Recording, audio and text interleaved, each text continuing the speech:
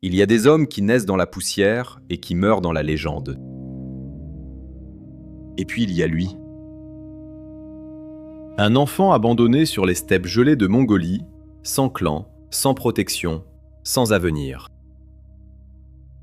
Un gamin que personne ne regardait, que personne ne craignait, que personne ne voyait venir. En moins de 40 ans, cet enfant oublié de tous allait construire le plus grand empire terrestre que l'humanité ait jamais connu. Un empire si vaste qu'on pouvait chevaucher pendant 6 mois sans en atteindre la frontière. Son nom, les chroniqueurs de l'époque hésitaient à l'écrire, de peur que l'encre elle-même ne les trahisse. Imagine les plaines de l'Asie centrale au XIIe siècle. Un horizon sans fin, balayé par des vents qui coupent les eaux. Des tribus qui se massacrent depuis des générations pour des chevaux, pour des femmes, pour l'honneur. Un concept si fragile qu'il suffisait d'un regard de travers pour déclencher une guerre de 10 ans. C'est dans ce monde-là, brutal, impitoyable, sans merci pour les faibles, qu'un garçon de 9 ans se retrouve seul. Sa famille réduite à rien. Son père mort, empoisonné par ses ennemis. Et autour de lui, pas des alliés, des prédateurs. Personne, dans ces steppes ensanglantées, n'aurait parié un cheval efflanqué sur la survie de cet enfant. Tout le monde avait tort. Ce qui allait sortir de ces plaines n'était pas simplement un conquérant. C'était quelque chose que le monde n'avait jamais vu et ne reverrait jamais. Une intelligence militaire d'une précision chirurgicale, combinée à une cruauté calculée qui faisait plier des empires entiers avant même que les armées mongoles n'apparaissent à l'horizon. Des villes de 1 million d'habitants réduites à des champs de cendres en quelques jours. Des civilisations qui avaient mis des siècles à s'édifier, effacées en une saison. Et pourtant, et c'est là que l'histoire devient vraiment étrange, ce même homme garantissait la liberté de culte dans tout son empire, protégeait les marchands et créait les routes commerciales les plus sûres du monde médiéval. Le monstre et le bâtisseur, dans le même corps, sur le même cheval. Les chiffres donnent le vertige, mais ils ne disent pas tout. 40 millions de morts, certains historiens parlent de plus. Des régions entières de la Perse et de la Chine qui ne retrouveront leur population d'avant l'invasion que 6 siècles plus tard. Des bibliothèques entières englouties dans le Tigre, dit-on, au point que le fleuve coulait noir d'encre pendant des jours. Et malgré tout ça, malgré tout, l'empire qu'il a construit a changé le monde de façon irréversible. La poudre à canon, l'imprimerie, la soie, les épices, tout a voyagé par ces routes. La Renaissance européenne, cette explosion de lumière que l'Occident célèbre depuis des siècles, a été nourrie en partie par ce que les Mongols ont mis en mouvement. L'histoire a rarement été aussi inconfortable que ça. Son nom est Gengis Khan. Mais avant d'être Gengis Khan, il était Temujin, un enfant enchaîné, humilié, promis à une mort anonyme dans les steppes. Ce qui s'est passé entre ces deux moments, entre l'enfant en chaîne et l'homme qui faisait trembler les empereurs, est l'une des histoires les plus extraordinaires, les plus terrifiantes et les plus dérangeantes que l'humanité ait jamais produites. Pas parce qu'elle parle du passé, parce qu'elle dit quelque chose de très précis sur ce que les êtres humains sont capables de faire, dans les deux sens du terme. Il y a un détail que presque personne ne connaît sur Temujin, l'homme qui allait devenir Gengis Khan. Quand il est né, son père tenait dans sa main un caillot de sang noir, de la taille d'un osselet. Les chamans mongols avaient une interprétation pour ça. Cet enfant était marqué. Pas par les dieux, pas par la gloire. Marqué par le sang. Et pendant les 20 premières années de sa vie, ce sang serait presque uniquement le sien. Personne, dans ces steppes qui s'étiraient à l'infini sous un ciel de plomb, n'aurait imaginé que cet enfant deviendrait la force la plus destructrice que l'Asie ait jamais connue. Nous sommes en l'an 1162, quelque part dans les plaines du nord de la Mongolie actuelle. Pour comprendre ce que signifie naître dans ce monde-là, il faut d'abord comprendre ce qu'était ce monde. Pas de frontières stables, pas d'État, pas de loi qui s'applique à tous. La steppe mongole était un puzzle de clans perpétuellement en guerre, liés par des alliances qui se nouaient et se dénouaient au rythme des saisons et des rancœurs. Un homme valait ce que valait son clan derrière lui. Un homme sans clan ne valait rien du tout. Moins que rien en réalité, parce qu'un homme seul était une proie. C'est dans ce monde-là que Temujin a ouvert les yeux pour la première fois. Son père s'appelait Yesugei, un chef de guerre respecté du clan Borjigin. Pas le plus puissant des chefs mongols, mais assez influent pour qu'on le craigne, assez rusé pour qu'on le ménage. Yesugei avait fait quelque chose d'audacieux, même pour l'époque.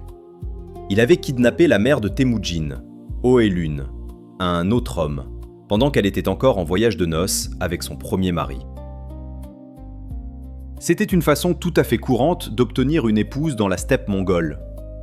L'amour n'avait rien à voir là-dedans, c'était du butin, de la démonstration de force, de la politique tribale brutale. Oelun le savait. Elle s'est adaptée. Elle était ce type de femme que les circonstances transforment en acier. Temujin avait 9 ans quand son père l'emmena dans le clan de sa future épouse. Une pratique habituelle pour sceller des alliances futures. Sur le chemin du retour, Yesugei s'arrêta pour manger avec des membres du clan tatar, les ennemis héréditaires des Borjigin. C'était peut-être de la naïveté, peut-être de la confiance mal placée, peut-être un calcul politique qui tourna mal. Toujours est-il que les Tatars empoisonnèrent Yesugei. Pas avec une lame, avec de la nourriture.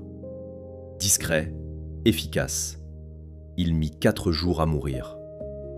4 jours pendant lesquels le chef des Borjigin sentait quelque chose de sombre se répandre dans ses veines et comprit qu'il ne verrait pas son fils devenir l'homme qu'il imaginait. Temujin rentra au campement avec un père agonisant et aucune idée de ce qui l'attendait. Ce qui l'attendait, c'était l'abandon. Et pas n'importe quel abandon, le genre d'abandon organisé, froid, calculé, qui vous apprend dès l'enfance que la loyauté n'est qu'un mot que les puissants utilisent quand ça les arrange. Les anciens du clan Borjigin prirent une décision. Oelun et ses enfants, Temujin, ses frères et sa sœur, étaient désormais des bouches inutiles. Pas de chef de guerre pour les protéger, pas de valeur stratégique immédiate, pas d'intérêt à les garder dans le groupe. Le clan leva le camp. Littéralement. Ils partirent avec les troupeaux, avec les yourtes, avec les ressources. Et ils laissèrent une femme et 5 enfants au bord d'une rivière, avec pour tout patrimoine quelques chevaux et la certitude qu'ils allaient mourir avant l'hiver suivant. Dans la steppe mongole, l'hiver ne négocie pas. Mais Oelun n'était pas femme à se laisser mourir en attendant que quelqu'un vienne la sauver. Elle creusait des racines sauvages avec une flèche, chassait des rongeurs, ramassait des baies, et nourrissait ses enfants avec une férocité tranquille qui forçait le respect. C'est dans cette période de misère absolue que Temujin a appris quelque chose que l'aristocratie de toutes les époques ignore. Comment survivre quand il ne reste plus rien. Pas de théorie, pas de stratégie abstraite. La survie comme seul horizon. Ce que ça forge en vous, c'est une chose que les palais et les universités ne peuvent pas enseigner. Une compréhension viscérale de ce que les gens sont prêts à faire quand ils n'ont plus rien à perdre. Temujin allait s'en souvenir. Il y a un épisode de cette période qui en dit plus long sur le caractère de Temujin que n'importe quelle bataille qu'il livrerait plus tard. Lui et son demi-frère Bekter se disputaient la nourriture. Chaque poisson pêché, chaque oiseau abattu était une question de survie. La tension monta. Et Temujin, à l'âge de peut-être 11 ou 12 ans, prit une décision froide et définitive. Avec son frère Khazar, il tendit une embuscade à Bekter et le tua.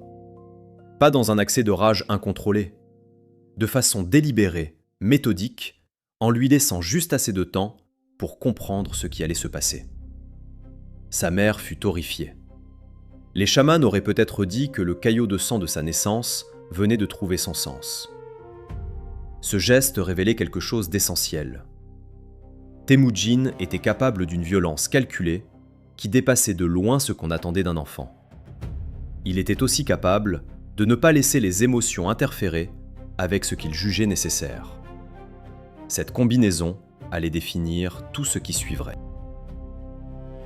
Puis vint la capture. Les Taishiyut, un clan rival qui avait ses raisons de craindre ce que Temujin pourrait devenir, l'arrêtèrent et lui passèrent un kang, une pièce de bois fixée autour du cou qui empêche de dormir, de manger normalement, de se mouvoir librement. C'était une humiliation autant qu'une contrainte physique. Dans la hiérarchie de la steppe, porter le kang signifiait que vous n'étiez plus un homme. Vous étiez un animal qu'on gardait en vie par utilité ou par amusement. Temujin portait ce joug et regardait autour de lui avec des yeux qui n'exprimaient pas la honte. Ils enregistraient chaque visage, chaque traitement, chaque détail de sa captivité. Un observateur attentif aurait vu dans ce regard quelque chose d'inquiétant pour ses geôliers. Pas de la peur, de la mémoire. Il s'échappa. Avec l'aide d'un homme du clan Taishiyut lui-même, un homme qui avait vu quelque chose dans ce garçon enchaîné et avait décidé de parier sur lui plutôt que contre lui, c'est un schéma qui se répétera tout au long de la vie de Temujin. Des gens qui auraient dû être ses ennemis choisissent de le rejoindre, attirés par quelque chose qu'ils ne savent pas toujours nommer. Un mélange de charisme et de certitude qui rend les gens convaincus qu'il vaut mieux être de son côté que contre lui. À l'adolescence, sans titre, sans clan, sans ressources, Temujin avait déjà ce pouvoir. Imaginez ce qu'il en ferait quand il aurait une armée. Voilà l'enfant que personne ne voulait. Abandonné à 9 ans, réduit à manger des racines, enchaîné comme un animal. Et pourtant, debout, toujours debout. Ce que ces années de misère lui avaient donné, aucun trône, aucune naissance privilégiée ne pouvait l'offrir. La certitude absolue, gravée dans chaque os de son corps, que la survie n'est pas une question de chance, c'est une question de volonté. Et sa volonté, personne dans les steppes de Mongolie n'avait encore compris à quel point elle était illimitée. Ils allaient apprendre. Le monde entier allait apprendre. Il existe un moment précis où un homme cesse d'être une victime et décide de devenir autre chose. Pour la plupart des gens, ce moment n'arrive jamais vraiment. La vie les écrase et ils s'adaptent à l'écrasement. Pour Temujin, ce moment est arrivé quelque part entre une captivité humiliante et une nuit de fuite à travers les steppes glacées, caché dans une rivière jusqu'au cou pour échapper à ses poursuivants. Ce n'est pas une métaphore, c'est ce qui s'est passé. Et ce soir-là, dans cette eau noire et froide, quelque chose s'est cristallisé en lui avec une clarté absolue. Personne ne viendrait le sauver. Personne ne le ferait à sa place. Et si le monde était organisé de telle façon que les forts dévoraient les faibles, alors il n'y avait qu'une seule option logique, devenir la chose la plus redoutable dans ce monde-là. Mais avant ça, il y avait Bort. Et Bort, c'est l'histoire qu'on ne raconte presque jamais, celle qui explique pourtant tout ce qui suit. Temujin avait une fiancée depuis l'enfance, choisie par son père avant que tout s'effondre. Une fois adolescent, il alla la chercher et ils se marièrent. Pendant quelques mois, il y eut peut-être une forme de stabilité fragile. Un homme jeune, une femme, le début d'une vie dans les steppes. Puis les Merkids arrivèrent. C'était une razzia de représailles, un vieux compte à régler qui remontait à l'époque où le père de Temujin avait lui-même kidnappé Oelun. Dans la steppe, les dettes se payaient sur les générations. Ils emportèrent Bort. Temujin s'enfuit à cheval dans l'obscurité. Il n'avait pas les hommes pour se battre, et se faire tuer n'aurait servi à rien. Cette décision de fuir, pragmatique et douloureuse, lui a peut-être sauvé la vie. Elle lui a certainement enseigné que la vengeance doit se préparer, pas s'improviser. Pour récupérer Bort, Temujin fit quelque chose d'inhabituel dans la culture mongole de l'époque. Il demanda de l'aide. Pas à sa famille, il n'en avait plus. Il se tourna vers 2 hommes. Le premier était Togrul, un chef puissant à qui son père avait jadis rendu service et qui lui devait donc quelque chose par le code d'honneur de la steppe. Le second était Jamuka, son Nanda, son frère de sang, un lien sacré dans la culture mongole, plus fort que la famille de naissance. Ces deux alliances allaient lui permettre de lever assez de guerriers pour attaquer les Merkites, récupérer sa femme et remporter sa première victoire militaire. Mais ce qui importe ici, ce n'est pas la victoire elle-même. C'est ce qu'elle révèle sur sa façon de penser. Temujin ne s'était pas jeté tête baissée dans une guerre qu'il ne pouvait pas gagner. Il avait attendu, construit, calculé et frappé au bon moment avec les bons alliés. Ce schéma, il allait le répéter à une échelle qui défierait l'imagination. La réputation commence à circuler dans les steppes. Lentement d'abord, puis de plus en plus vite, comme une rumeur qui prend de la consistance à chaque bouche qui la transmet. Il y a ce jeune homme, fils de Yezugei, celui qu'on avait laissé pour mort. Et il revient. Il revient avec des guerriers, avec des victoires, avec quelque chose dans le regard qui rend les gens nerveux d'une façon qu'ils ont du mal à expliquer. Les premières familles commencent à rejoindre son campement. Pas des centaines, des dizaines au début. Mais Temujin fait quelque chose que personne d'autre ne faisait. Il ne traite pas ses nouveaux arrivants comme des inférieurs, comme des clients qu'on accepte par charité. Il les intègre. Il les nourrit. Il partage le butin. Dans un monde où la loyauté se mesurait à la force brute du chef, Temujin proposait quelque chose de nouveau. Une loyauté qui allait dans les deux sens. C'est ici que l'alliance avec Jamuka commence à craquer. Ces deux hommes se ressemblaient sur certains points. L'intelligence, l'ambition, la compréhension instinctive des dynamiques de pouvoir dans la steppe. Mais ils divergeaient sur une question fondamentale. Comment construire une société ? Jamuka croyait à la structure traditionnelle des clans, à la hiérarchie héréditaire, à l'ordre ancien. Temujin voyait cet ordre ancien comme ce qu'il était, un système conçu pour maintenir les mêmes familles au sommet, indépendamment de leurs capacités. Sa propre enfance était la preuve vivante de ce que ce système produisait quand il se retournait contre vous. La rupture entre les deux hommes était inévitable. Elle allait être brutale, longue, et elle allait façonner la Mongolie d'une façon que ni l'un ni l'autre ne pouvaient encore mesurer. Les batailles de cette période sont rarement racontées en détail, et c'est dommage, parce qu'elles sont révélatrices. Temujin perd autant qu'il gagne au début. Il y a des défaites cuisantes, des moments où son campement est dispersé, où il doit fuir à nouveau, recommencer à zéro. Mais à chaque reconstruction, il revient avec plus d'hommes et une compréhension plus fine de ce qui n'avait pas fonctionné. Il n'y a pas de honte dans son esprit à la défaite. Il y a une information. La défaite lui dit quelque chose sur l'ennemi, sur ses propres faiblesses, sur ce qu'il doit corriger. Cette approche, dans un monde où la fierté tribale poussait les chefs à répéter les mêmes erreurs plutôt que de les admettre, était proprement révolutionnaire. Puis vint la guerre contre les Tatars, le clan qui avait empoisonné son père.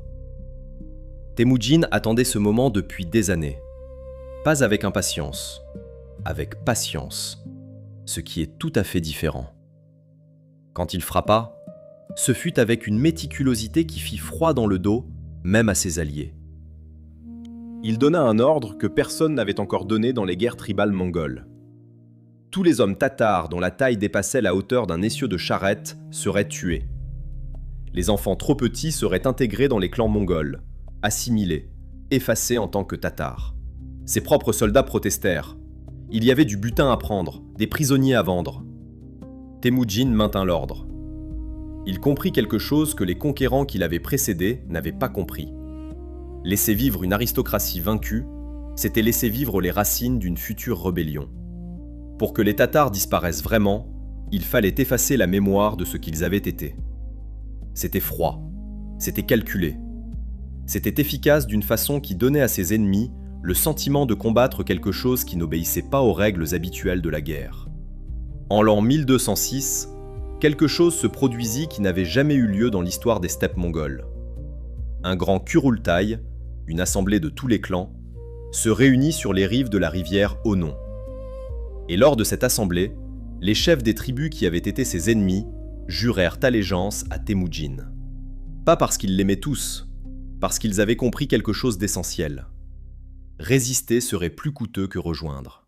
Ce jour-là, Temujin reçut un titre, Gengis Khan.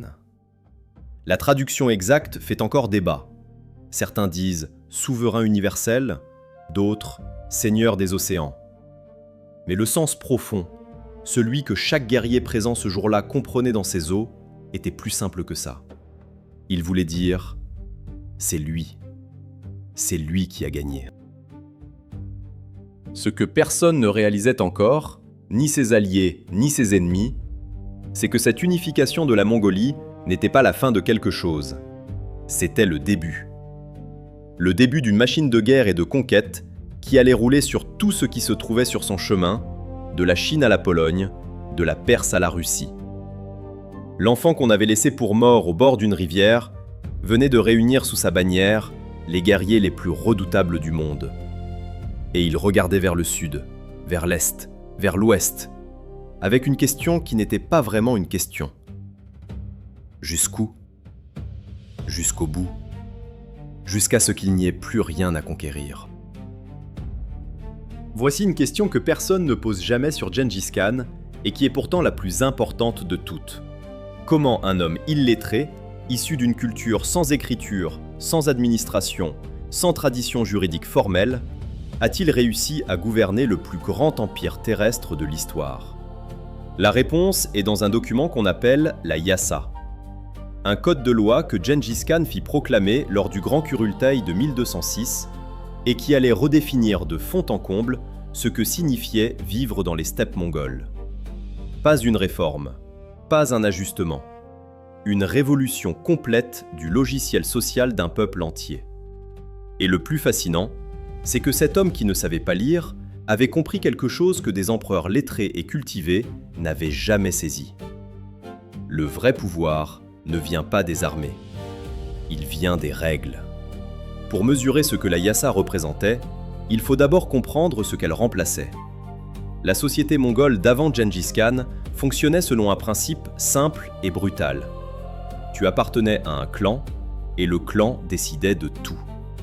Ton statut, tes droits, ta valeur en tant qu'être humain, tout ça était déterminé par le sang, par la naissance, par le nom de famille que tu portais. Si tu naissais dans une famille puissante, le monde t'appartenait. Si tu naissais dans une famille faible, ou si tu n'avais plus de famille du tout, tu n'étais rien. Temujin connaissait ce système de l'intérieur. Il en avait été la victime directe. Et quand il eut le pouvoir de le changer, il le fit avec une radicalité qui dut choquer profondément les aristocrates des steppes qu'il avait rejoints en pensant que tout continuerait comme avant. La première chose que la Yassa abolit, c'était la noblesse héréditaire comme source automatique de pouvoir militaire. Dans l'ancienne structure mongole, un chef de clan commandait ses guerriers parce qu'il était né chef. Gengis Khan remplaça ce système par quelque chose de beaucoup plus dangereux pour l'ordre établi, la méritocratie pure. Les officiers étaient nommés en fonction de leurs compétences, de leur loyauté prouvée, de leur capacité à mener des hommes au combat et à les ramener vivants. Un homme d'origine servile pouvait devenir général si ses actes le justifiaient. Un aristocrate incompétent pouvait être rétrogradé sans cérémonie. C'était exactement l'inverse de ce que toutes les sociétés de l'époque pratiquaient, de la Chine à l'Europe. Et cette idée simple, que la fonction doit aller au plus capable, pas au mieux né, allait créer une machine militaire d'une efficacité terrifiante. Mais la Yassa ne s'arrêtait pas à l'organisation militaire. Elle s'attaquait à quelque chose de plus profond encore. Les comportements qui fragmentaient la société mongole depuis des générations. Le vol de bétail entre clans alliés, puni de mort. Le rapt de femmes, cette pratique qui avait conduit à l'enlèvement de sa propre mère et au massacre de son père, sévèrement réprimée. La trahison d'un maître à un ennemi, mort immédiate. Mais l'Ayasa punissait aussi la lâcheté au combat, l'abandon d'un camarade en danger, le mensonge entre membres de la même armée. Ce n'était pas du moralisme abstrait, c'était du génie organisationnel. Chacune de ces règles répondait à un problème concret qui avait coûté des vies, des batailles, des alliances à la société mongole. Gengis Khan avait diagnostiqué des pathologies de son monde et prescrit un traitement. Le traitement était sévère. Il était aussi remarquablement cohérent. Il y a un aspect de l'Ayasa qui surprend toujours ceux qui l'étudient pour la première fois et qui contredit l'image du conquérant barbare assoiffé de sang. La liberté religieuse.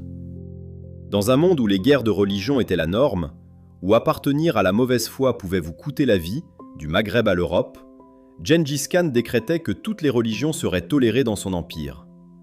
Pas parce qu'il était un mystique ouvert d'esprit, il était chaman, profondément superstitieux, convaincu que le ciel éternel guidait sa destinée, mais il avait compris quelque chose de pratique. Un empire qui s'étendrait sur des dizaines de peuples différents ne pouvait pas se permettre de transformer chaque conquête en guerre religieuse. La tolérance n'était pas une valeur morale pour lui, c'était une stratégie d'administration. Et elle fonctionnait. L'Ayasa établissait aussi quelque chose d'inédit dans la culture guerrière des steppes, la protection absolue des ambassadeurs et des émissaires. Dans le monde de Gengis Khan, envoyer un ambassadeur était un acte de confiance calculé. Tu envoyais un homme dans le camp ennemi en sachant qu'il ne lui serait pas fait de mal, parce que la réciprocité était garantie par la loi. Violer cette règle, c'était déclencher une réponse d'une violence sans limite. Cette règle en particulier allait avoir des conséquences colossales. On y reviendra quand on parlera de l'empire khwarezmien et de ce qui se passa quand son shah décida que les règles de Gengis Khan ne le concernaient pas. Ce fut l'erreur la plus catastrophique de l'histoire médiévale. Mais ça, c'est pour plus tard. Ce qui rend l'Ayasa encore plus remarquable, c'est la façon dont elle gérait le butin et le partage des ressources. Dans les razzias tribales traditionnelles, le chef prenait ce qu'il voulait, distribuait ce qu'il jugeait bon de distribuer, et les soldats ordinaires recevaient les restes. Gengis Khan imposa un système de distribution codifié. Une part fixe allait aux combattants, une part aux veuves et aux orphelins de guerre, une part aux khans. Tout le monde savait à l'avance ce qu'il recevrait. Tout le monde savait que les règles s'appliquaient de la même façon à chacun. C'est l'équivalent médiéval d'un contrat de travail clair, dans un monde où personne n'avait jamais eu de contrat. Le résultat ? Des guerriers qui se battaient avec une conviction totale, parce qu'ils savaient que leurs efforts seraient récompensés de façon prévisible et juste. La loyauté n'était plus un sentiment, elle était institutionnalisée. Il faut aussi parler du système de communication et d'administration que l'Ayasa rendait possible. Gengis Khan comprit très tôt qu'un empire ne se gouverne pas à cheval, il se gouverne par l'information. Il développa un réseau de messagers à cheval, les yams, avec des relais tous les 40 km à travers les steppes. Un message pouvait traverser des milliers de kilomètres en quelques jours. C'était l'Internet médiéval, et il permettait à Gengis Khan de coordonner des armées opérant à des distances colossales, avec une précision que ses ennemis trouvaient proprement incompréhensible. Comment pouvait-il savoir ? Comment pouvait-il réagir aussi vite ? La réponse était dans l'infrastructure, pas dans la magie. Mais pour ceux qui en étaient victimes, la différence était difficile à percevoir. Ce que Gengis Khan avait fait, en construisant l'Ayasa, c'était essentiellement ce que font les entreprises les plus efficaces du monde moderne quand elles veulent croître rapidement. Il avait créé un système qui fonctionnait indépendamment de sa présence physique. Un général de Gengis Khan à 1000 km de lui savait exactement quoi faire, parce que les règles étaient claires, les récompenses prévisibles, les punitions certaines. Il n'avait pas besoin que le Khan soit là pour superviser chaque décision. Le système se supervisait lui-même. C'est pour ça que l'Empire mongol pouvait mener des campagnes simultanées sur 3 fronts différents, sur des territoires séparés par des milliers de kilomètres, avec une cohérence que ses adversaires ne pouvaient pas répliquer. L'illettré avait inventé le management moderne. 1000 ans avant que quiconque pense à lui donner ce nom. Oublie tout ce que tu crois savoir sur les armées mongoles. L'image classique, des hordes de cavaliers sauvages qui déferlent en hurlant, ivres de violence et de pillage, est non seulement fausse, elle est exactement l'inverse de la réalité. L'armée de Gengis Khan était la force militaire la plus sophistiquée, la plus disciplinée et la plus technologiquement avancée de son époque. Pas la plus nombreuse, jamais la plus nombreuse. Quand les Mongols envahirent la Chine, ils étaient en infériorité numérique d'1 contre 10. Quand ils écrasèrent les chevaliers européens en Pologne et en Hongrie, ils affrontaient des guerriers qui portaient des armures que les Mongols n'auraient jamais pu se payer. Ils gagnaient quand même. Ils gagnaient presque toujours. Et la raison pour laquelle ils gagnaient est l'une des leçons de stratégie les plus fascinantes que l'histoire ait jamais produites. Tout commence par le système décimal. Gengis Khan organisa son armée en unités de 10, de 100, de 1000 et de 10 000 combattants, les fameux Toumen. Chaque unité avait un commandant unique, responsable de ses hommes, évalué sur leur performance, remplacé s'il échouait. Ce qui peut sembler évident aujourd'hui ne l'était pas du tout au XIIe siècle, dans un monde où les armées féodales se formaient selon la loyauté clanique, où un roi rassemblait ses barons, qui rassemblaient leurs vassaux, dans une chaîne de commandement floue et sujette à négociation permanente. L'armée mongole, elle, fonctionnait comme une machine précise. Un ordre donné au sommet se transmettait vers le bas avec une rapidité et une fidélité que ses ennemis ne comprenaient pas. Pendant que les généraux européens ou persans débattaient encore de la stratégie avec leurs nobles rétifs, les Mongols étaient déjà en train d'exécuter la leur. Mais le génie véritable était dans le renseignement. Avant chaque campagne majeure, Gengis Khan envoyait des espions, des mois, parfois des années à l'avance. Des marchands, des moines, des diplomates qui traversaient le territoire ennemi, cartographiaient les routes, évaluaient les défenses, identifiaient les tensions politiques internes, repéraient les généraux compétents et les incompétents. Quand l'armée mongole se mettait enfin en marche, elle n'avançait pas à l'aveugle dans un territoire inconnu. Elle avançait avec une carte détaillée, une liste de cibles prioritaires et une connaissance des failles de l'ennemi que celui-ci n'imaginait même pas avoir révélées. C'est l'équivalent médiéval d'une agence de renseignement moderne, opérée par un homme qui n'aurait jamais pu passer l'examen d'entrée à aucune académie militaire de son temps. La préparation n'était pas une phase préliminaire à la guerre, elle était la guerre elle-même. Ensuite, il y avait la vitesse. Une armée mongole en campagne se déplaçait à une vitesse que ses ennemis jugeaient proprement impossible. Chaque guerrier avait 3 ou 4 chevaux. Il changeait de monture en cours de route comme on changerait de voiture sur une longue distance. Ils dormaient à cheval. Ils mangeaient à cheval. Leur alimentation de campagne, du lait fermenté, de la viande séchée, du sang prélevé directement sur leur monture en cas d'urgence, ne nécessitait aucun approvisionnement lourd.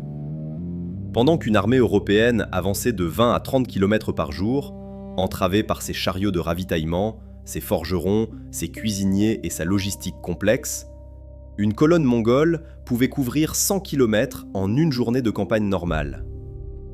Quand les défenseurs pensaient avoir des semaines pour préparer leur résistance, les Mongols étaient déjà là. La fausse retraite mérite qu'on s'y attarde, parce qu'elle est le symbole parfait de ce qui rendait les Mongols si redoutables. Dans la plupart des cultures militaires de l'époque, la retraite était une honte, un aveu de faiblesse, un signal de défaite imminente.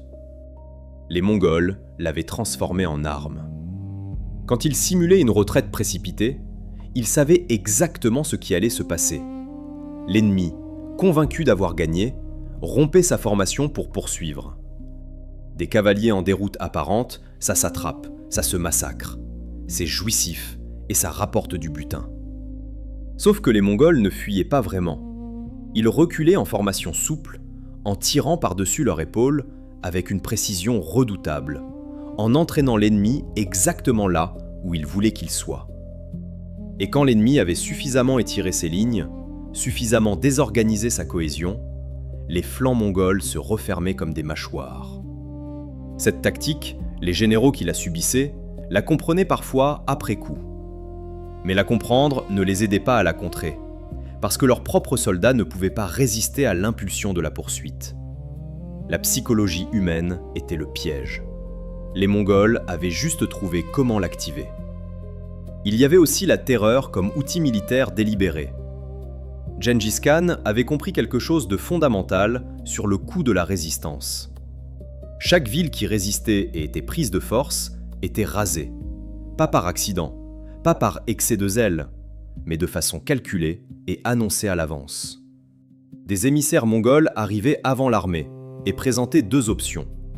Soumission immédiate avec garantie de vie, de commerce et de continuité administrative, ou résistance avec comme conséquence la destruction totale. Les villes qui capitulaient sans combattre étaient généralement bien traitées. Les villes qui résistaient et perdaient disparaissaient de la carte. Cette politique n'était pas de la brutalité incontrôlée. C'était une stratégie de réduction des coûts. Chaque ville qui se rendait sans combattre était une armée mongole qui se conservait intacte pour la prochaine campagne. La terreur n'était pas une fin en soi, c'était un multiplicateur de force. Les Mongols étaient aussi des ingénieurs militaires d'une compétence surprenante. On les imagine toujours en cavalerie légère, incapables de prendre des villes fortifiées. C'est faux. Gengis Khan recrutait systématiquement les meilleurs ingénieurs des peuples qu'il conquérait. Les spécialistes chinois du siège, des experts persans en catapultes, des techniciens qui savaient construire des machines de guerre que les steppes n'avaient jamais vues. L'armée mongole intégrait ces compétences et les utilisait avec une efficacité redoutable. Des villes qui se croyaient imprenables derrière leurs murailles découvraient que les Mongols savaient non seulement les encercler, mais les démolir méthodiquement. La mobilité légendaire des cavaliers des steppes était complétée par une capacité de siège que personne n'avait anticipée. Il y a un dernier élément de la machine de guerre mongole qu'on oublie presque toujours et qui est peut-être le plus important, la motivation des soldats. Dans une armée féodale classique, les combattants ordinaires se battaient parce qu'ils devaient obéissance à leur seigneur. Dans l'armée de Gengis Khan, les combattants se battaient parce qu'ils avaient tout à gagner. La méritocratie de la yassa signifiait que chaque guerrier savait que ses actes seraient récompensés indépendamment de sa naissance. Le butin était distribué selon des règles claires. Les veuves et les orphelins étaient pris en charge. Un homme de rien pouvait devenir commandant de 1000 guerriers si ses capacités le justifiaient. Ce n'était pas du sentimentalisme, c'était du calcul politique brillant. Une armée qui se bat pour elle-même, et pas seulement par obligation, est une armée qui pousse jusqu'aux limites, et parfois au-delà. Gengis Khan avait créé exactement ça, et le monde, qui ne l'avait pas vu venir, allait en payer le prix pendant des générations. Il y a des erreurs qui coûtent une bataille. Il y a des erreurs qui coûtent une guerre. Et puis, il y a ce que fit le Shah Ala ad-Din Muhammad de Khwarezm en l'an 1218. Une erreur d'une stupidité si monumentale, d'une arrogance si aveugle, qu'elle signa l'arrêt de mort de 30 millions de personnes. Pas par accident, par mépris. Le Shah avait reçu une caravane de marchands envoyée par Gengis Khan. 500 hommes, des chameaux chargés de soie, d'or et d'argent, et une lettre qui proposait la paix commerciale entre les deux empires. Gengis Khan voulait les routes, il voulait le commerce. Il voulait la richesse qui circulait sur les chemins de la soie, pas la destruction coûteuse d'un empire qu'il aurait ensuite à administrer. Le Shah fit tuer les marchands. Il fit raser la barbe des ambassadeurs mongols, l'insulte suprême dans la culture des steppes. Et il en fit décapiter un. Ce jour-là, il ne signa pas seulement sa propre condamnation. Il condamna toute sa civilisation. Pour comprendre l'ampleur de ce qui allait suivre, il faut d'abord comprendre ce qu'était l'empire khwarezmien. Ce n'était pas un État fragile en bout de course.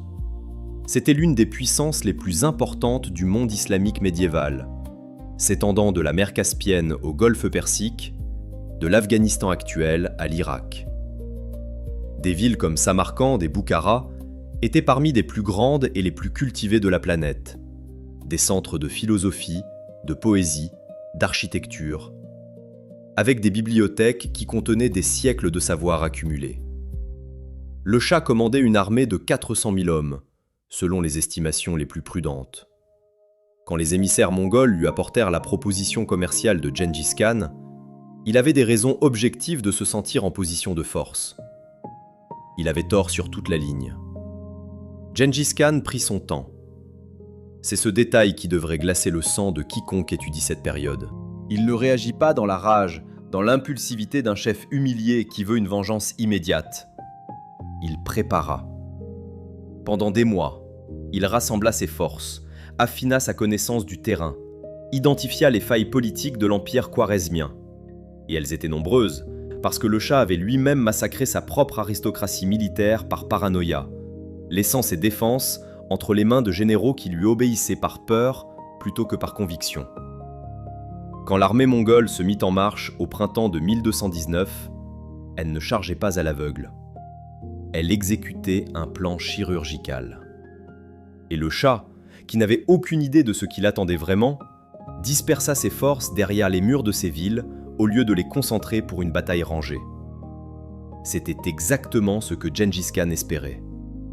La campagne qui suivit fut d'une rapidité qui défie encore aujourd'hui les analyses militaires. Les armées mongoles opéraient sur plusieurs fronts simultanément, apparaissant là où on les attendait le moins, surgissant par des routes que les défenseurs avaient jugées impraticables. Otrar, la ville où les marchands avaient été massacrés, fut assiégée et prise. Son gouverneur, celui qui avait ordonné les exécutions, fut exécuté de la façon la plus symboliquement chargée que Gengis Khan put imaginer. On lui versa de l'argent fondu dans les yeux et dans les oreilles. La cupidité avait des conséquences. Puis ce fut le tour de Boukhara. Quand les défenseurs de la ville virent l'ampleur de la force qui se déployait devant leurs murs, une grande partie choisit de fuir plutôt que de combattre. Gengis Khan entra dans la grande mosquée, monta sur le minbar, la chaire sacrée du prédicateur, et annonça qu'il était le fléau de Dieu, envoyé pour punir les pécheurs. Que ce soit vrai ou calculé, l'effet sur la population fut dévastateur. Samarcande, la capitale impériale, la perle de l'Asie centrale, tomba en quelques jours. Une ville qui comptait peut-être 1 million d'habitants, protégée par des murailles épaisses et une garnison de 100 000 hommes, se rendit avec une rapidité qui stupéfia les observateurs contemporains. Ce qui se passa ensuite varia selon les sources, mais toutes s'accordent sur un point. Le monde d'avant n'existait plus. Les artisans furent séparés de la population générale et envoyés en Mongolie. Gengis Khan avait besoin de leurs compétences. Les soldats qui avaient résisté furent exécutés. Les élites administratives qui collaborèrent furent maintenues en place. Et la ville elle-même fut réorganisée, taxée, intégrée dans le réseau commercial mongol avec une efficacité froide, qui montrait que la destruction n'avait jamais été la fin en soi. C'était le moyen. La fin, c'était le contrôle. Mais le Shah, il s'était enfui. Et Gengis Khan fit quelque chose qui n'avait pas de précédent dans l'histoire militaire de l'époque. Il envoya une force de 20 000 cavaliers d'élite, commandés par ses 2 meilleurs généraux, Djebé et Subutai, avec pour seule mission de traquer le Shah jusqu'au bout du monde. Pas de conquête de territoire, pas de souci de ravitaillement, pas d'objectif administratif. Juste la poursuite. Ces 20 000 hommes traversèrent la Perse, le Caucase, contournèrent la mer Caspienne, défièrent une coalition de princes russes sur le Dniepr et revinrent en Mongolie après un raid circulaire de plus de 20 000 km. Le Shah mourut de maladie sur une île de la Caspienne, seul, dépossédé, oublié de ses anciens sujets. La poursuite n'avait pas besoin de le tuer directement. Elle avait juste besoin de lui ôter tout le reste. Les villes qui résistèrent, et certaines résistèrent avec un courage remarquable, connurent un sort qui continua de hanter les chroniques des siècles suivants. Merv, une des grandes métropoles du monde islamique, fut rasée après une résistance acharnée. Les historiens arabes contemporains parlent de centaines de milliers de morts. Les chiffres exacts restent impossibles à vérifier, et certains ont certainement été amplifiés par le traumatisme et la propagande. Mais même dans les estimations les plus prudentes, Ce qui s'est passé dans ces villes n'a pas de nom convenable dans le vocabulaire ordinaire. Des civilisations qui avaient mis des siècles à construire leurs bibliothèques, leurs canaux d'irrigation, leur système de justice, disparurent en quelques semaines. Les canaux furent détruits. Les terres agricoles redevinrent des steppes.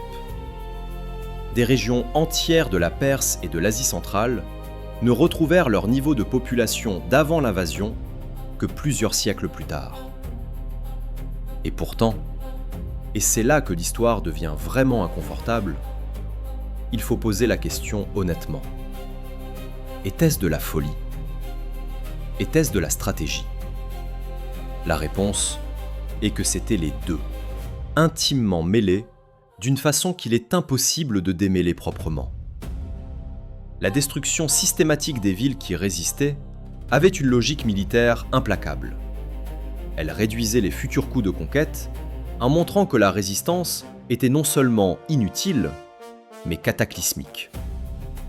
Chaque ville rasée était un argument que la prochaine ville entendait avant même d'apercevoir un cavalier mongol à l'horizon. Mais il y avait aussi, dans certains épisodes, quelque chose qui dépassait le calcul rationnel. Une rage froide, une volonté d'effacement qui ressemblait davantage à la réponse d'un homme qui n'avait pas oublié les chaînes de son enfance qu'à la décision d'un stratège pur. Gengis Khan était les deux. Il avait toujours été les deux. Et c'est précisément pour ça que personne, dans ce monde de 1220, ne savait vraiment comment l'arrêter. Voici la question qui rend fou les historiens depuis des siècles. Comment le même homme peut-il ordonner le massacre de populations entières le matin et garantir la liberté de culte à tous ses sujets le soir ? Comment la même intelligence qui a conçu les routes commerciales les plus sûres du monde médiéval a-t-elle aussi ordonné la destruction des villes les plus cultivées de son époque ? Est-ce qu'on parle d'un monstre qui avait des jours de clémence ? Ou d'un visionnaire dont la brutalité était un outil parmi d'autres ? La réponse facile est de dire que Gengis Khan était complexe, que les grands personnages historiques le sont toujours. Mais cette réponse-là est une façon d'éviter le vrai problème. Parce que la vraie question n'est pas de savoir s'il était complexe. La vraie question est de savoir si ces contradictions avaient une logique interne. Et elles en avaient une. Une logique froide, cohérente et profondément dérangeante. Commençons par ce que Gengis Khan a construit, parce qu'on en parle trop rarement. La Pax Mongolica, la paix mongole, est l'un des phénomènes les plus extraordinaires du XIIIe siècle. Une fois un territoire conquis et intégré dans l'Empire, les routes qui le traversaient devenaient les plus sûres du monde connu. Les marchands pouvaient voyager de la Chine à la Méditerranée sans craindre d'être attaqués, rançonnés ou volés.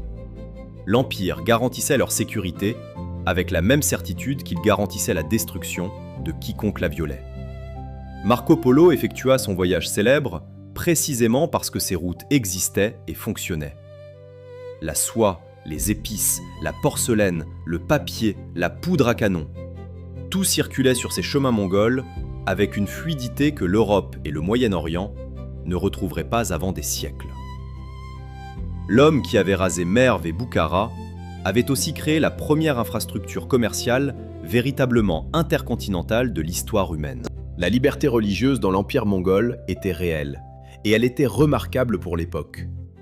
Bouddhistes, musulmans, chrétiens nestoriens, chamans, taoïstes, tous coexistaient sous la bannière mongole sans persécution systématique. Gengis Khan lui-même participait aux rituels de plusieurs religions, pas par conviction spirituelle profonde, mais par une pragmatique superstition. Il ne voulait pas se fermer à une protection divine, quelle qu'elle soit. Des prêtres chrétiens célébraient la messe dans des yourtes mongoles. Des moines bouddhistes conseillaient des généraux. Des savants musulmans administraient des provinces entières. Plusieurs des épouses et des mères de ses fils et petits-fils étaient chrétiennes. Dans un XIIIe siècle qui voyait par ailleurs les croisades, l'Inquisition et les guerres saintes s'enchaîner en Europe et au Moyen-Orient, L'Empire mongol ressemblait presque, sur ce point précis, à une anomalie de tolérance. Alors comment réconcilier ça avec Nishapur, avec Hérat, avec ces villes dont les chroniqueurs contemporains décrivent les ruines comme des déserts de crânes empilés en pyramides, vérifiés et recomptés pour s'assurer que personne n'avait survécu, caché sous les corps. La clé, et c'est là que la logique de Gengis Khan devient lisible même quand elle reste insupportable, c'est la distinction qu'il faisait entre ceux qui se soumettaient et ceux qui résistaient. La soumission méritait l'intégration, le commerce, la protection, la continuité. La résistance méritait l'exemple. Et l'exemple devait être suffisamment brutal pour que la prochaine ville n'ait même pas envie de calculer ses chances. Ce n'était pas de la cruauté pour la cruauté, c'était de la dissuasion portée à son point de saturation. Le problème moral, évidemment, c'est que des millions de personnes moururent pour servir d'argument à des villes qui n'avaient pas encore décidé de résister. Il y a un autre aspect du paradoxe qu'on évite rarement de façon honnête, le traitement des intellectuels et des artisans. Gengis Khan ne détruisait pas les compétences, il les confisquait. Les meilleurs ingénieurs, les médecins, les astronomes, les artisans de génie étaient systématiquement séparés des populations conquises et intégrés dans l'empire mongol. Des savants persans se retrouvaient à la cour du Khan, leurs connaissances absorbées et redistribuées à travers un réseau continental. Des techniques chinoises de siège et de métallurgie se retrouvaient appliquées en Europe de l'Est. Des mathématiques arabes circulaient vers la Chine. L'empire mongol fonctionnait comme un accélérateur de transfert de savoir d'une brutalité paradoxale. Il détruisait les institutions qui produisaient ce savoir, tout en préservant et en diffusant le savoir lui-même. C'est comme brûler une bibliothèque tout en sauvant les bibliothécaires. Pas de la sagesse. Pas de la folie pure non plus. Ce paradoxe avait aussi une dimension économique que Gengis Khan comprenait parfaitement. Un territoire dépeuplé et appauvri ne rapporte rien. Une ville de marchands prospère qui paie ses taxes régulièrement vaut infiniment plus qu'un champ de ruines. C'est pourquoi les destructions totales, aussi spectaculaires qu'elles fussent, n'étaient pas la norme. Elles étaient l'exception, réservée au cas de résistance prolongée ou de trahison particulièrement coûteuse.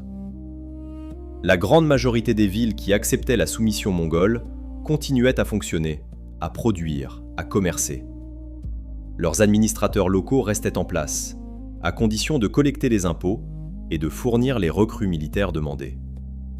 C'était une forme d'exploitation coloniale d'une efficacité remarquable, habillée en gouvernance pragmatique. Les sujets n'étaient pas des êtres humains à protéger, ils étaient des ressources à optimiser. Mais des ressources qu'on gère, pas qu'on dilapide sans raison. La question de l'esclavage dans l'empire mongol ajoute encore une couche à cette contradiction. Gengis Khan, l'homme qui avait failli être réduit en esclavage dans son enfance, qui avait porté le Kang et connu l'humiliation de l'homme-objet, pratiquait l'esclavage à une échelle industrielle. Des centaines de milliers de personnes furent réduites en servitude après les grandes campagnes.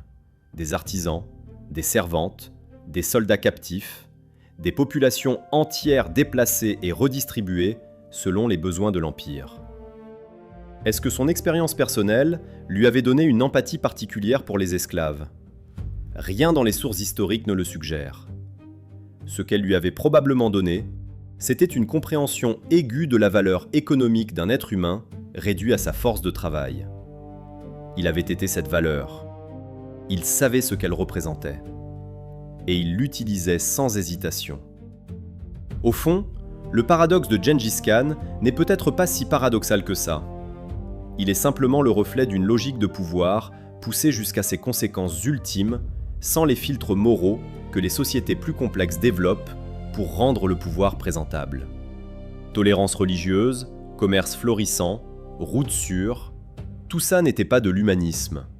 C'était de l'administration efficace.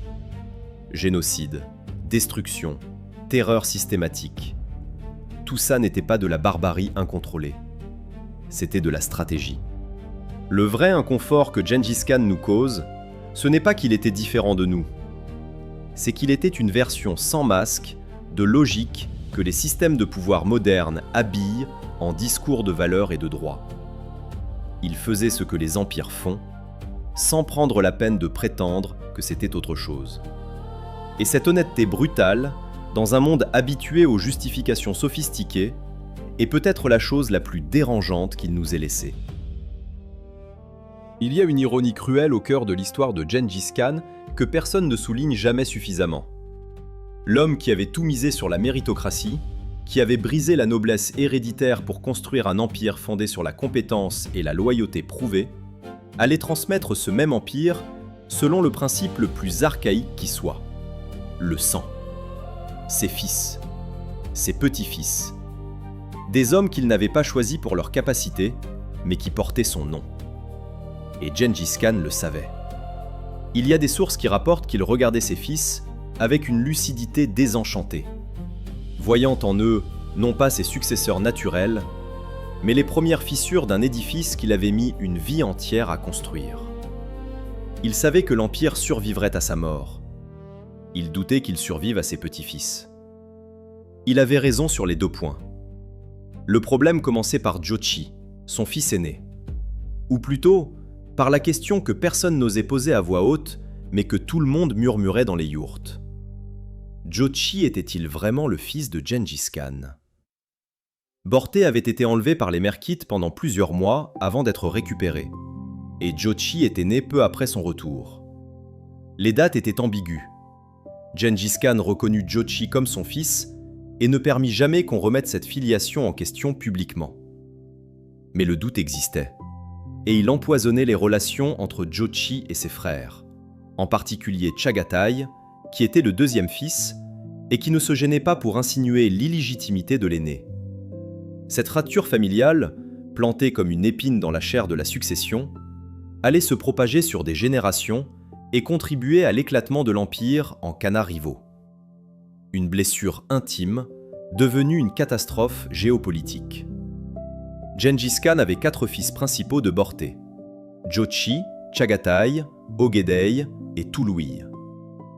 4 personnalités radicalement différentes, 4 visions incompatibles de ce que devait être l'Empire, et une règle de succession mongole qui n'était pas conçue pour gérer un territoire de cette ampleur. Dans la tradition des steppes, quand un chef mourait, ses fils se partageaient l'héritage, et le plus jeune héritait du campement familial, la maison, le foyer, les terres proches. C'était un système raisonnable pour des tribus nomades gérant des troupeaux et des territoires limités. Appliqué à un empire qui s'étendait de la Corée à la Pologne, c'était une recette pour la désintégration programmée.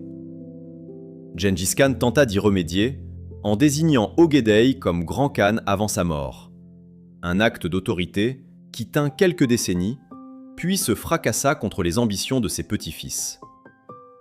Ogedei, le 3e fils, était peut-être le plus équilibré des 4. Moins brutal que Chagatai, moins insaisissable que Jochi, il avait un sens politique réel et comprenait que gouverner un empire requérait autre chose que de le conquérir. Sous sa direction, les campagnes mongoles continuèrent avec une efficacité remarquable. C'est sous Ogedei que la Russie fut écrasée, que la Pologne et la Hongrie furent dévastées, que la Chine du Nord fut définitivement intégrée à l'Empire. Mais Ogedei avait aussi un défaut fatal pour un souverain, il buvait. Pas de façon anecdotique, de façon clinique, destructrice. Une dépendance à l'alcool qui rongeait son jugement et réduisait son espérance de vie avec une constance implacable. Gengis Khan lui-même l'avait averti. Les conseillers l'imploraient. Ogedei promettait de limiter sa consommation. Il passa de 10 coupes par jour à 7. C'était le genre de compromis qui révèle l'ampleur du problème plutôt qu'il ne le résout. Il mourut en 1241 et avec lui, la dernière chance d'une succession ordonnée.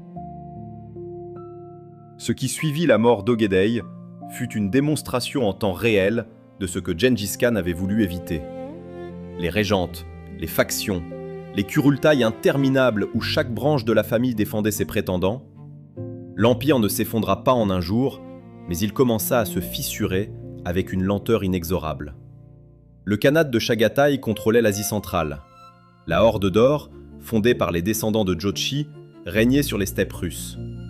L'île Khanat persan, fondée par Oulégou, un petit-fils de Gengis Khan, gouvernait la Perse et l'Irak. Et la Chine, finalement conquise par Kubilai Khan, un autre petit-fils, devint la base d'une quatrième entité distincte. Ces 4 khanats se considéraient tous comme les héritiers légitimes de Gengis Khan. Ils se faisaient la guerre entre eux avec une régularité qui aurait fait hurler leur ancêtre. Kubilai Khan mérite qu'on s'y attarde, parce qu'il représente à la fois le sommet de ce que l'héritage de Gengis Khan pouvait produire et la preuve de sa transformation irréversible. Fondateur de la dynastie Yuan en Chine, il gouvernait un territoire d'une richesse et d'une sophistication que la Mongolie des steppes n'aurait jamais pu imaginer. Il patronnait les arts, recevait des ambassadeurs du monde entier, fascinait Marco Polo au point que le Vénitien passa des années à sa cour et en rapporta des récits que l'Europe mit des décennies à croire. Mais Kubilai n'était plus vraiment un Khan mongol au sens de Gengis Khan. Il était devenu un empereur chinois avec des ancêtres mongols. La machine de guerre des steppes s'était sédentarisée, civilisée, absorbée par les cultures qu'elle avait conquises. C'était la victoire ultime des vaincus sur leurs conquérants. La tragédie des fils de Gengis Khan révèle quelque chose de fondamental sur la terrier du pouvoir bâti par la force brute. Un empire construit sur la personnalité d'un seul homme, sur sa capacité à inspirer une loyauté absolue par un mélange de charisme, de terreur et de résultats spectaculaires, est structurellement dépendant de cet homme. Quand l'homme disparaît, l'empire ne dispose pas des institutions nécessaires pour survivre à la médiocrité de ses successeurs. Gengis Khan avait construit la Yassa, le réseau de messagers, le système décimal militaire, mais il n'avait pas construit une tradition de succession claire et incontestable, parce que lui-même était arrivé au pouvoir en balayant les traditions existantes. Il avait créé un système qui fonctionnait parfaitement avec lui à sa tête, et qui portait en lui les germes de sa propre dissolution, sans lui. Il y a une dernière ironie dans cette histoire dynastique qui mérite d'être nommée. Gengis Khan avait brisé les clans pour créer quelque chose de plus grand. Ses descendants reconstituèrent des clans, plus grands, plus richement vêtus, portant des titres en chinois ou en persan plutôt qu'en mongol, mais des clans quand même.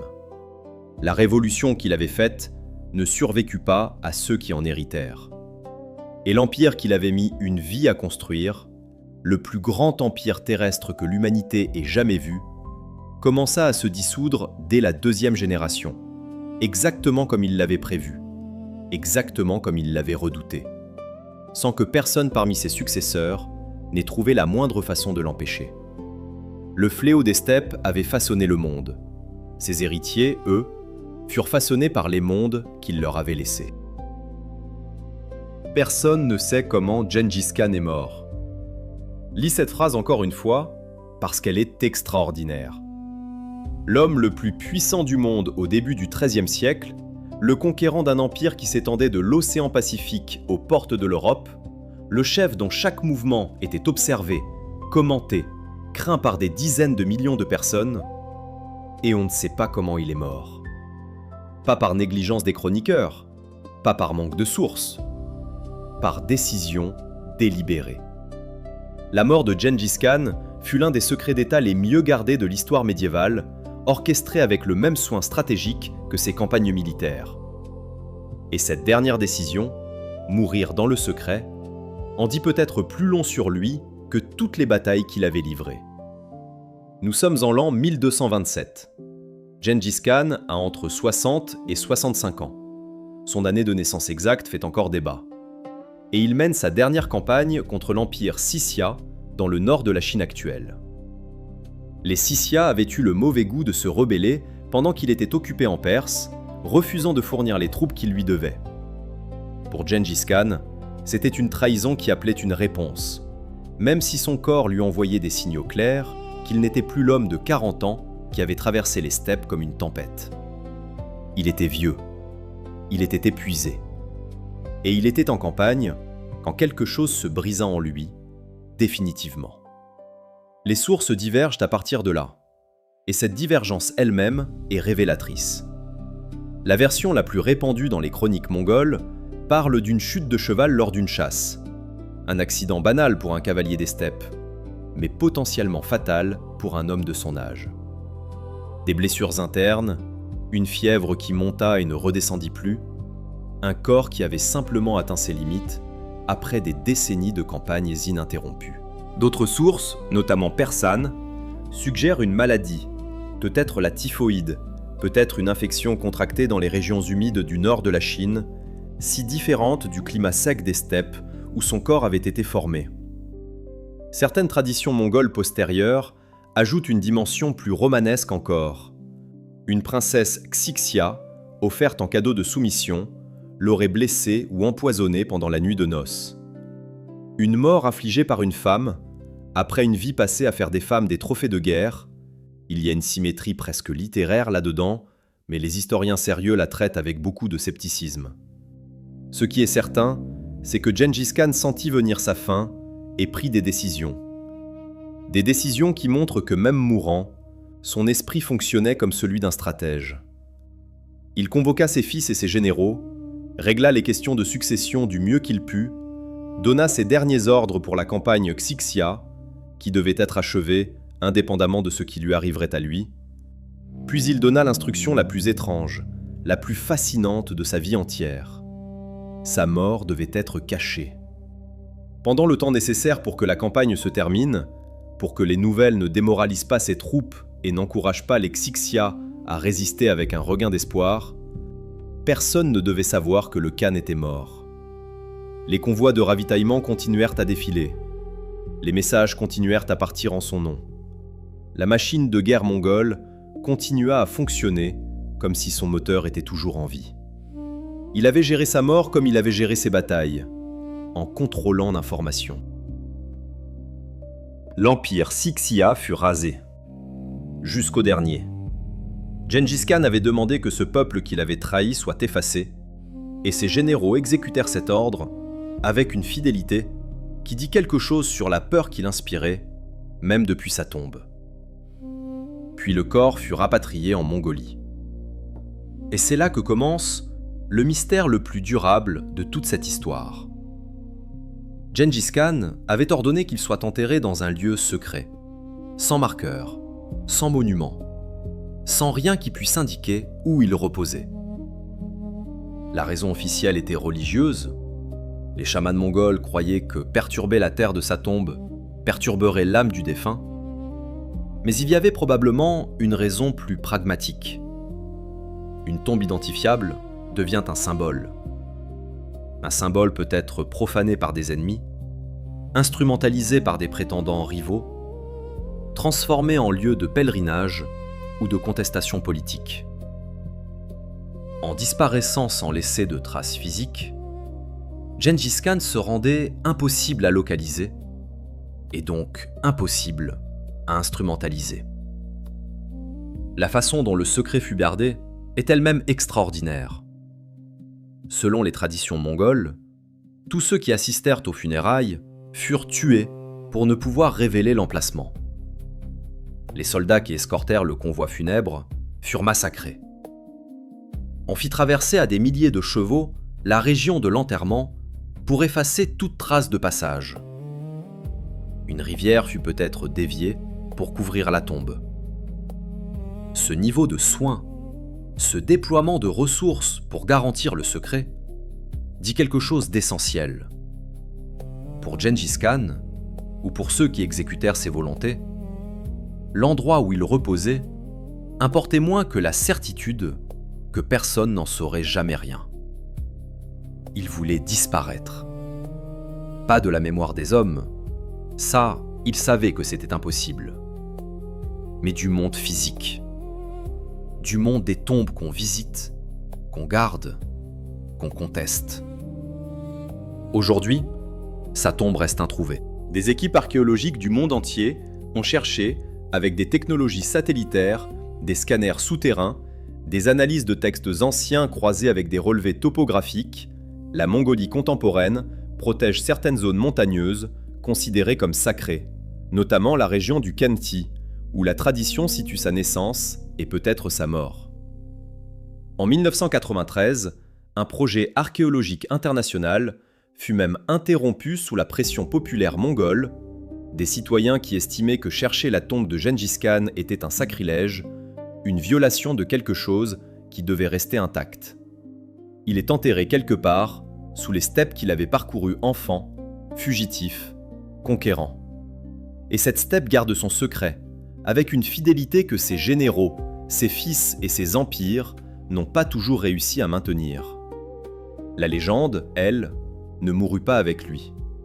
Elle s'amplifia. Dans les siècles qui suivirent, des dizaines de chefs militaires à travers l'Asie se réclamèrent de sa descendance, réelle ou inventée, parce que son nom était le plus puissant talisman politique qu'on puisse porter. Tamerlan, 2 siècles plus tard, construisit son empire en affirmant agir au nom de l'héritage mongol. Les empereurs moghols de l'Inde se proclamaient ses descendants. En Mongolie aujourd'hui, son visage est sur les billets de banque. Son nom est sur les aéroports, les hôtels et les marques de vodka. Il est à la fois le père fondateur de la nation et le sujet d'un culte que 8 siècles de distance n'ont pas érodé. L'enfant abandonné au bord d'une rivière, l'adolescent enchaîné, l'homme qui avait remplacé la noblesse de sang par la méritocratie, il est devenu exactement ce qu'il avait détruit. Une aristocratie héréditaire, un nom qu'on porte comme un titre, une noblesse de sang à l'échelle d'un continent entier. La dernière ironie d'une vie qui n'en manquait pas.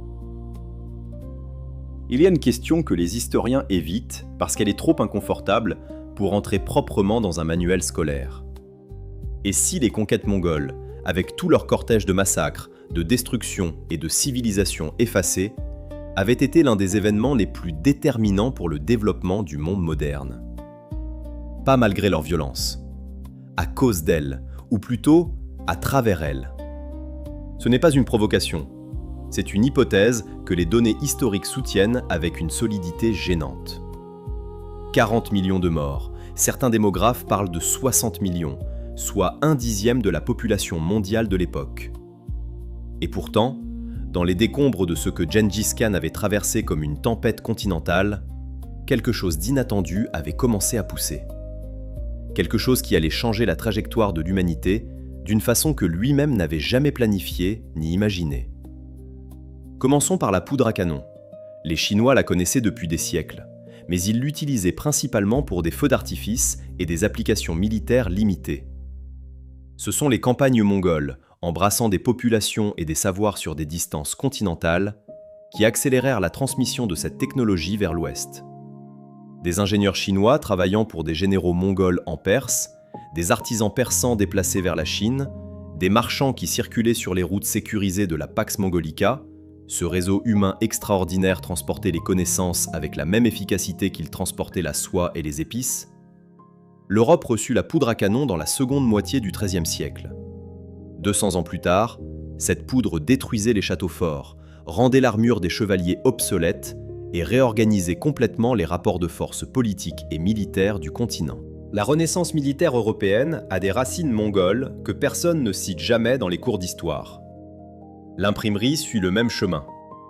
La technique des caractères mobiles, développée en Chine, circula vers l'ouest via les réseaux commerciaux et humains que l'Empire mongol avait rendus possibles. Quand Gutenberg révolutionna l'Europe au XVe siècle avec sa presse à imprimer, il perfectionnait une technologie dont la transmission vers l'Occident avait été facilitée, indirectement mais réellement, par le brassage de civilisations qu'avait produit la conquête mongole. La réforme protestante, la diffusion de la Bible, l'explosion des idées qui allaient caractériser la Renaissance et les Lumières, tout ça dépendait d'une technologie dont le voyage vers l'Europe avait emprunté des routes mongoles. L'histoire intellectuelle de l'Occident moderne a un arrière-plan asiatique qu'elle reconnaît rarement. Mais l'effet le plus paradoxal des conquêtes mongoles sur le monde moderne est peut-être démographique. La dépopulation massive de certaines régions d'Asie centrale et du Moyen-Orient eut des conséquences écologiques spectaculaires. Des terres agricoles abandonnées redevinrent des forêts. Des zones qui avaient été exploitées intensivement pendant des siècles connurent une régénération naturelle forcée. Certains climatologues contemporains ont avancé une hypothèse audacieuse. La reforestation qui suivit les massacres mongols aurait absorbé suffisamment de dioxyde de carbone pour produire un refroidissement climatique mesurable à l'échelle globale. Ce n'est pas une certitude scientifique établie, c'est une hypothèse débattue. Mais le simple fait qu'elle soit formulable dit quelque chose sur l'ampleur de l'impact de Gengis Khan sur le monde physique lui-même, au-delà des cartes politiques et des dynasties. Il y a aussi la question de la peste noire, et elle est brutale. Les routes commerciales que la Pax Mongolica avait sécurisées et animées étaient également des autoroutes pour les agents pathogènes. La peste bubonique, dont le foyer originel se situait quelque part en Asie centrale, voyagea vers l'ouest sur ces mêmes routes qui transportaient la soie et les épices. Quand elle atteignit l'Europe dans les années 1340, elle tua entre un tiers et la moitié de la population du continent en l'espace de quelques années. La dévastation démographique qui s'ensuivit transforma radicalement les rapports sociaux européens. La pénurie de main-d'œuvre donna aux survivants un pouvoir de négociation qu'ils n'avaient jamais eu, accélérant la fin du système féodal et ouvrant la voie à une réorganisation économique et sociale dont le capitalisme moderne est l'héritier direct. La Pax Mongolica avait offert à la mort un réseau de distribution mondiale. Et cette mort, à son tour, avait libéré des forces sociales qui allaient façonner l'Europe moderne. Une chaîne de causalité que personne n'avait voulu, planifier ou même imaginer. Ce que Gengis Khan a aussi produit, sans le vouloir, c'est une réorganisation des équilibres de pouvoir qui a directement contribué à l'expansion européenne vers les Amériques. L'Empire ottoman, qui bloquait les routes commerciales terrestres entre l'Europe et l'Asie à partir du XVe siècle, était lui-même en partie le produit des migrations et des recompositions politiques causées par les invasions mongoles. Les marchands européens, coupés des routes terrestres vers les épices et la soie, furent contraints de chercher des routes maritimes alternatives. Christophe Colomb, Vasco de Gama, la circumnavigation de l'Afrique, la découverte des Amériques. Toute cette séquence d'événements qui a redessiné la planète s'inscrit dans une chaîne causale dont un maillon essentiel est la pression géopolitique exercée par les héritiers des conquêtes mongoles sur les routes commerciales eurasiatiques. Sans Gengis Khan, pas nécessairement de 1492. L'histoire ne fonctionne pas en ligne droite, et les certitudes absolues sont rares. Mais les connexions sont là, vérifiables, dérangeantes de solidité. La génétique, enfin, a apporté une dernière mesure de l'impact de Gengis Khan, la plus littérale et la plus stupéfiante de toutes. Une étude publiée au début des années 2000 a identifié un profil chromosomique particulièrement répandu dans les populations d'Asie centrale, porté aujourd'hui par environ 16 millions d'hommes. L'analyse des données suggère que ce profil descend d'un ancêtre commun ayant vécu aux alentours du XIIe et XIIIe siècle dans la région mongole. La conclusion que les chercheurs ont prudemment formulée et que la presse du monde entier a immédiatement popularisée est que Gengis Khan, ou un de ses proches parents masculins, pourrait être l'ancêtre direct de 16 millions de personnes vivant aujourd'hui. Les chiffres exacts sont débattus, et l'identification avec Gengis Khan spécifiquement reste une inférence plutôt qu'une certitude. Mais l'ordre de grandeur est réel. Un homme, au XIIIe siècle, a laissé une empreinte génétique sur l'humanité contemporaine d'une ampleur sans équivalent connue dans l'histoire. Alors, fléau ou bâtisseur? Destructeur ou accélérateur? La réponse honnête est qu'il était les deux, simultanément, inséparablement. Pas comme une contradiction à résoudre, mais comme une vérité à tenir dans ses deux mains en même temps, même quand elles tirent dans des directions opposées. Ce qui est sûr, c'est que le monde dans lequel tu vis aujourd'hui, ses routes commerciales, ses technologies, ses frontières, ses équilibres de pouvoir, sa démographie, porte l'empreinte d'un enfant abandonné au bord d'une rivière mongole il y a 8 siècles. Un enfant que personne ne voulait, qui a décidé que le monde entier allait le remarquer. Il n'avait pas tort.